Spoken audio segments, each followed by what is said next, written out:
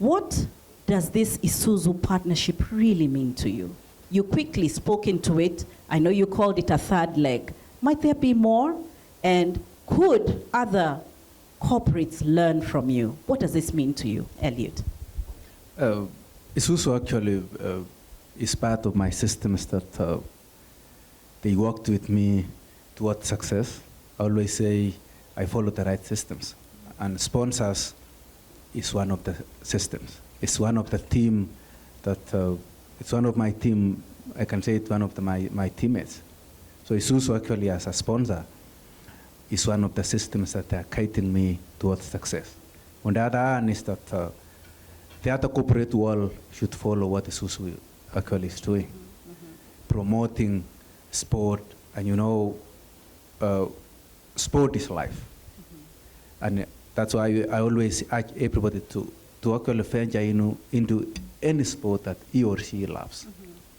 And Isuzu has ventured in running by actually partnering with me, and the rest actually should follow. So it's a crucial partner actually as far as sports success, especially my career.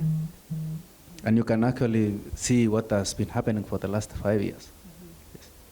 That's awesome. And I mean, I think that deserves an applause, that when he equates life to sport, I think that is really, really something. And maybe I bridge across to Elias Makori, when he sets this challenge up for corporates.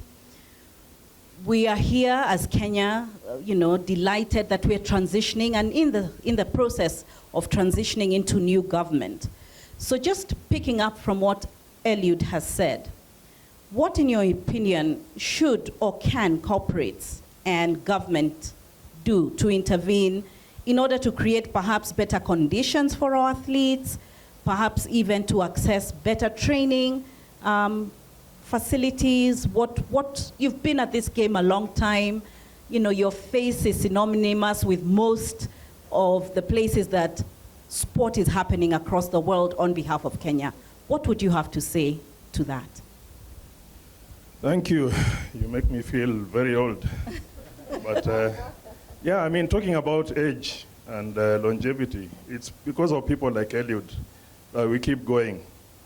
I mean, inshallah, in January, I'll be about 30 years at Nation Media Group. What keeps me going is the performances of people like ELIUD. What is he going to do next? Now he has set the bar for Paris, so we have to hang around and wait for Paris 2024 and see if he does it. And then again, he keeps on raising the bar. He's like the pole vaulters. They keep on jumping, Sergei Bubka and others, and they raise the bar, they clear the meters and raise the bar. So getting back to your question, it's about partnerships.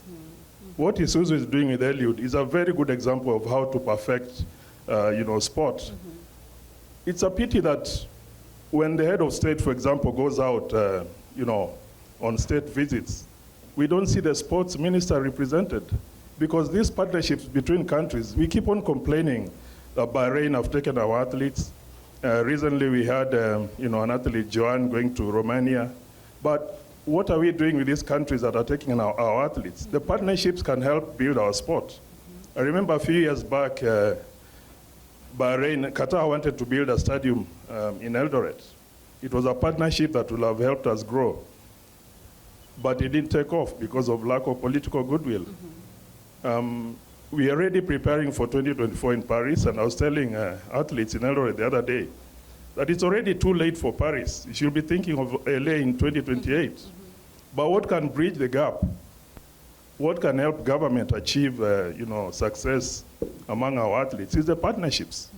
What the Olympic Committee is doing. Recently they had a team going to Miramar in France to train there because we don't have facilities. It's a pity that we have to go out there and get facilities, yet win the gold medals. If you look at ELIUD's home ground in Eldoret, the stadium is in a pathetic condition. Our new cabinet secretary for sports, Honorable Ababu, if he goes through vetting, 10 years ago, he was the cabinet secretary for sport when we went to London for the Olympics. And he said by the end of that year, KENYAN Stadium will be ready. BUNGEI, I don't think it's ready. 10 years later, you see, we don't think about the facilities, but when our athletes win medals, we are the first to send out statements, messages to congratulate them, but you don't know the conditions they've been training in. Terrible conditions, no motivation at all. Actually, what Isuzu has done, the government should be following suit. I don't see why MCA should be going to Mombasa for benchmarking. They should come to Isuzu East Africa. They should go to Kaptagat and look at the beauty of partnerships in, making sport a success. So the only point I'd like to make about this particular issue is partnerships, because you're already late. Right. The only way to bridge is to do the partnerships, work with the countries like Bahrain, Qatar. I've had the advantage of going to Bahrain and listening to them. They're saying, hey, look here, if we get somebody, the governor of Nadi, for example, to come and talk to us, we are ready to put up a stadium. But these people don't listen. They don't follow up these opportunities. And that's why we lag behind. Yeah. We don't have facilities yet. Kenya is a friendly member of the international community, and there are people who are ready to help. Okay. But is sports ever regarded as an agenda? It's not.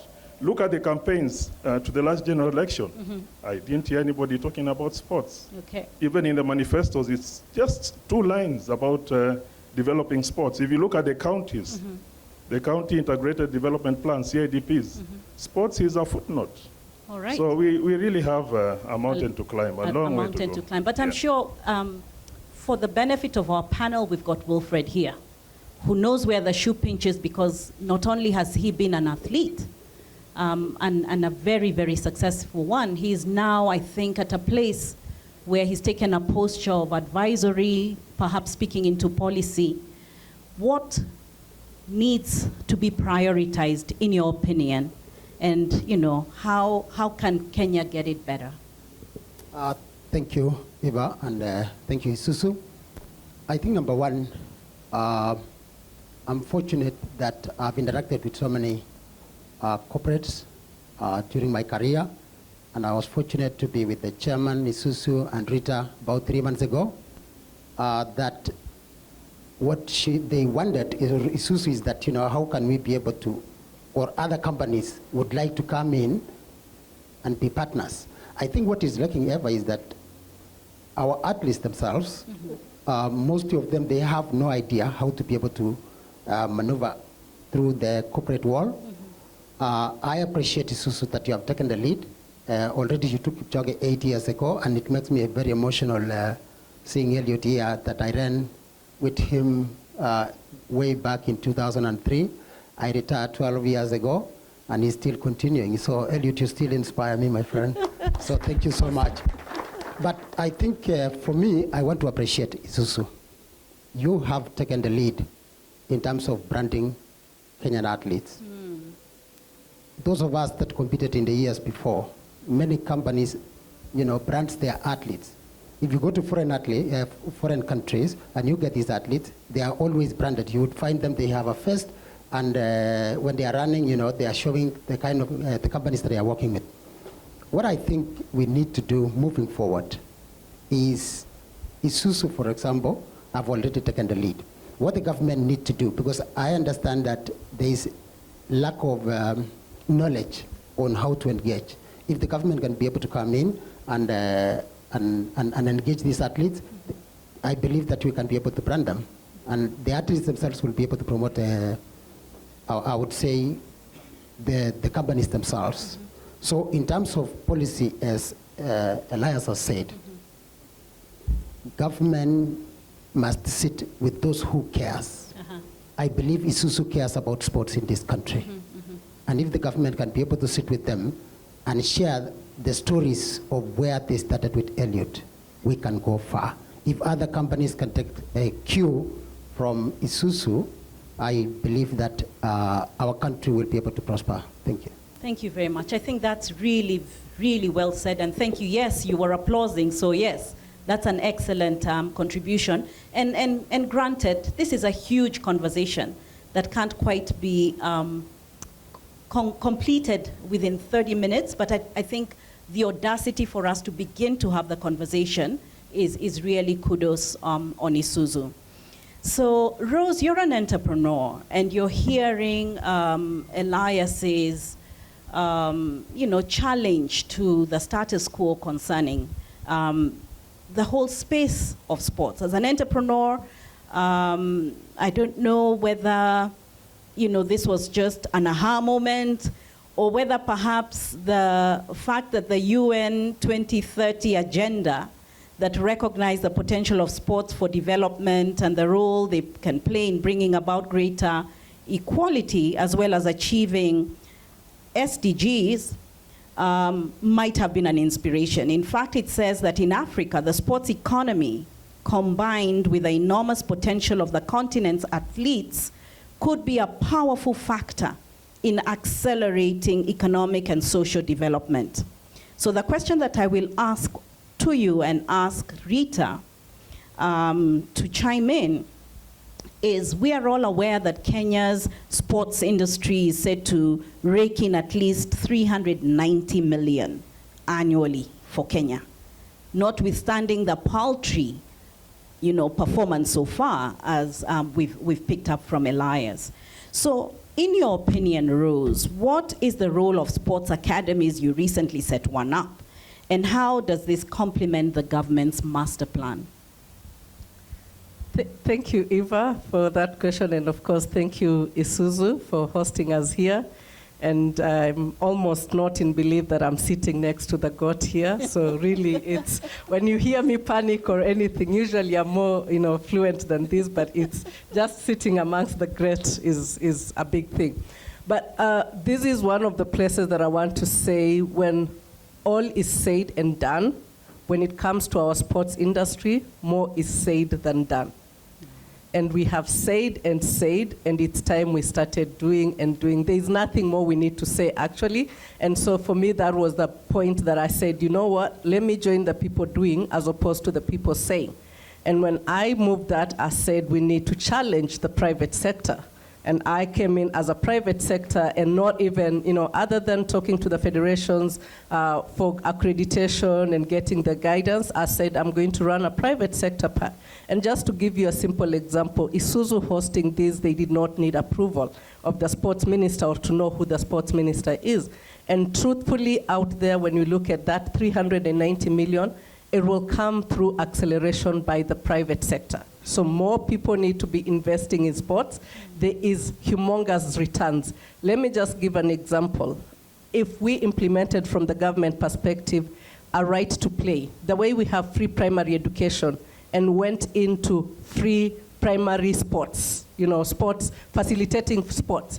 And we just took an example of ensuring that every public school in Kenya, 34,000 of them plus, have 10 balls every term. That's 30 balls in a year, 30 soccer balls.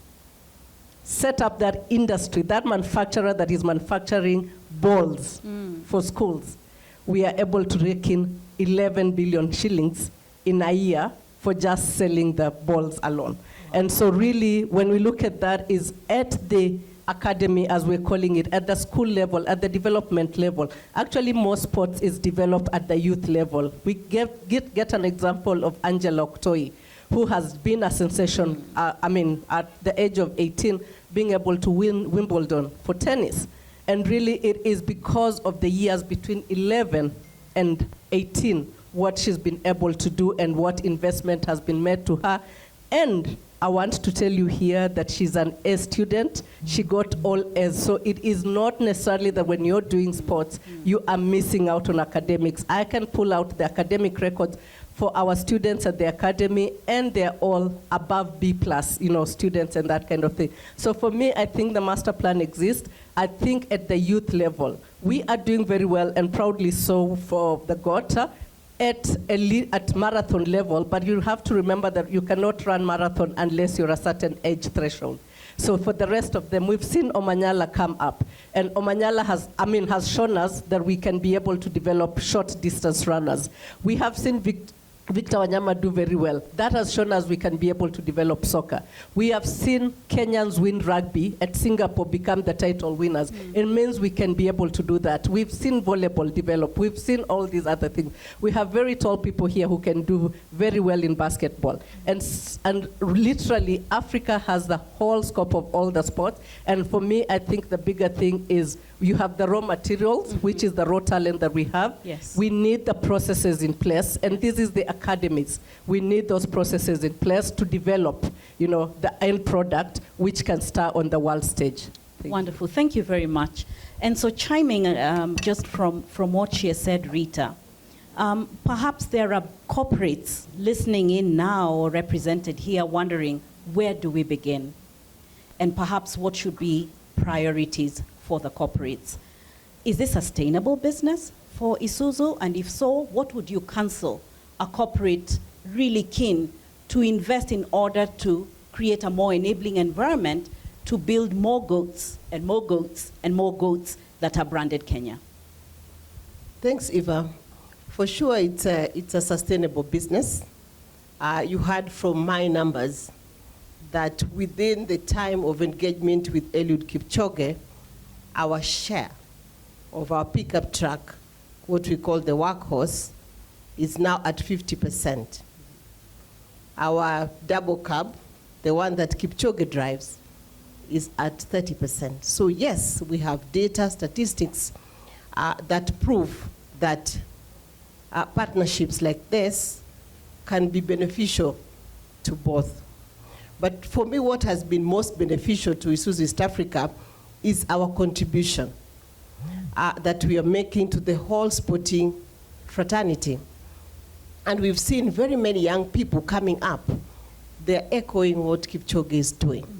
So you can connect our work with ELIUD, his work as an ambassador for Isuzu, but what he's doing, no human being is limited. And what he's championing, the cause is championing, is motivating both corporates as well as the people in sports. The conversation that we have just had, it might not relate to sport, but it relates to corporate. It relates to us as individuals. How can we strive forward? How can we be disciplined? How can we bring the best of ourselves? That contributes to sustainability. That contributes to economic development of our country. And Kipchoge has said that sports is life, well-being, health and well-being, reducing inequality. When Kipchoge is on that global stage running, there is no race, there is no religion, there is no what. It's what the individual brings to the table, the best of themselves. So in our community, we have a system. We have the raw material. We have people. We were chatting with the chairman why the Japanese don't win marathons very quickly, even though they put a lot of effort. The country is committed. The athletes are committed. Is maybe because the short legs and the system to run and fight is not there. So we have the fabric, we have the raw material really to be able to win. So we just need to create what ELIUD was talking about, the system. And the need is so much there, and corporates can start from where they feel. Whatever sport, whether it's athletics, whether it's tennis, whether it's football, just get in and be responsible corporate, because what we're trying to do here is create a sustainable community, a sustainable country. So play at your level. If you fancy whatever sport, just get in the way we got in. We didn't know ELIUD Kipchoge. ELIUD Kipchoge did not come knocking to our doors. We went looking for him because we believed in him and that we wanted to see how we can participate. How can then corporate just taking our example, taking our cue to do this. And remember, this is part of sustainability for corporations. Customers of the future, employees of the future will want to connect with organizations like ours. Organizations that are creating real impact in community. They are not just pocketing the money and taking away the money. They are solving social problems, be it sport, be it hunger, be it food security, whatever space a corporate wants to participate in, they need to get in there, otherwise they are not running, or they will not be running sustainable business. Awesome. Thank you very much. I think that's really a profound contribution.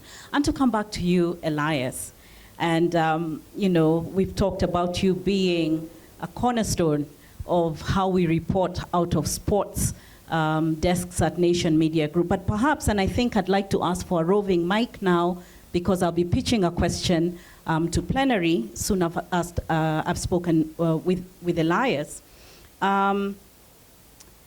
You've been around the world, okay? And I've got a double-edged question here for you. One is, how important is media in building athletes into brands? And you know, should athletes really care for media? Does it really have a role in getting you to be who we now have on stage? What would you have to say to that? Thanks. Actually, media is a very, very big component of building the athlete as a brand. Otherwise, you wouldn't have invited journalists to come for this function. Okay.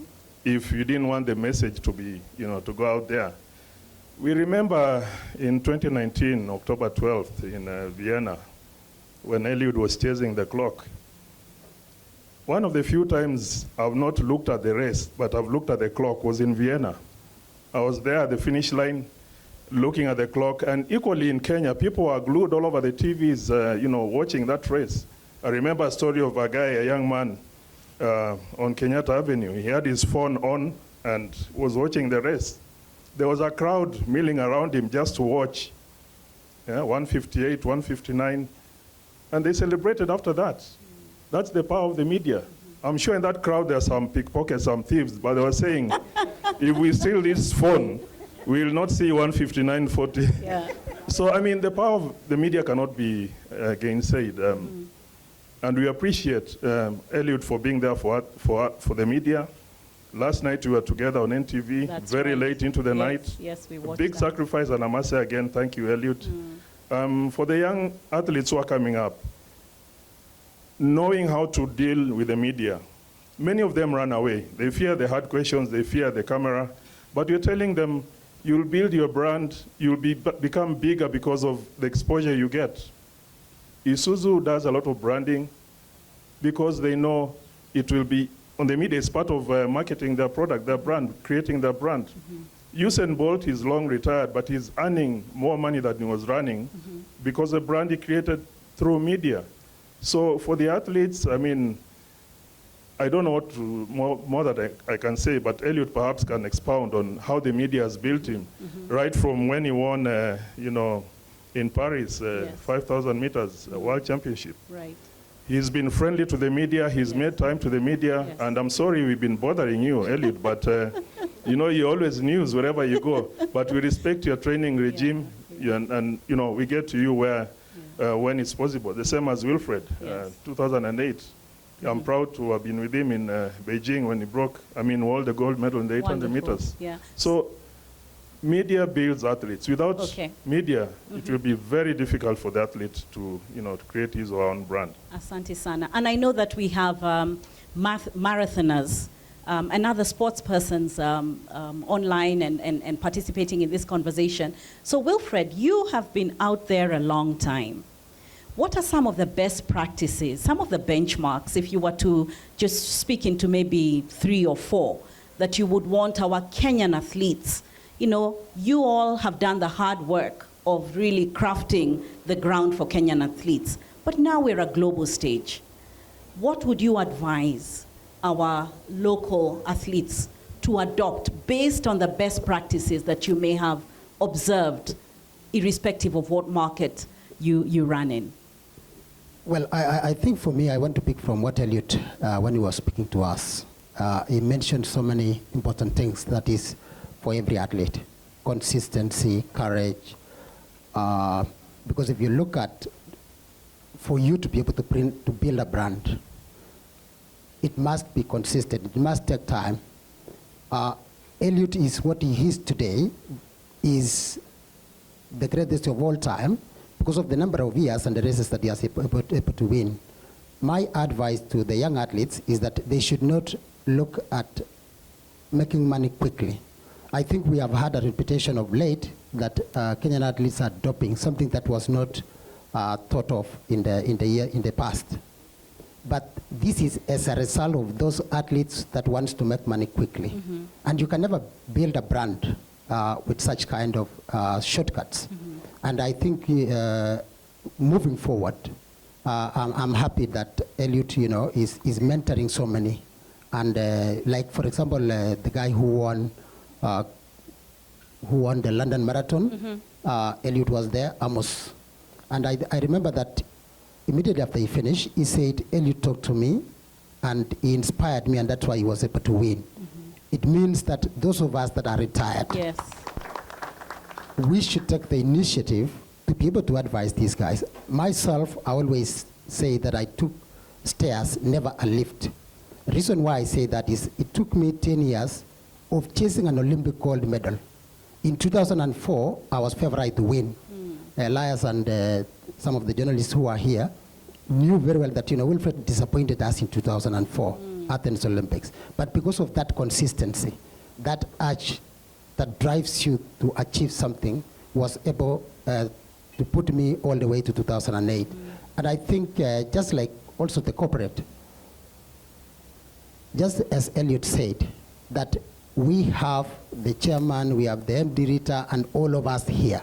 I always say this, think about taking steps. You may be a manager today, and maybe in the next 5 or 10 years, if you are consistent like ELIUD, if it inspires you, you should think that you should be able to occupy that seat that Rita is sitting here today. Thank you. Sports Eye, Sports Eye, Sports Eye, Sports Eye, Kenya, Sports Eye.